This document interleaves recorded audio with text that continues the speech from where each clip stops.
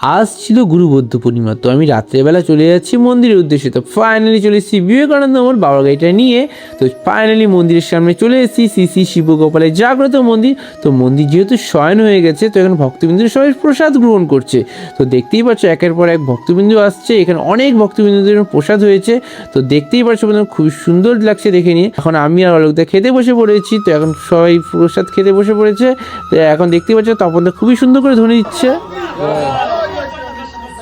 তো এনে খিচুড়ি নিয়ে নিচ্ছি, তো খিচুড়ি দাদা খুবই সুন্দর করে দিয়ে দিচ্ছে আমাদের সেই তপনদা।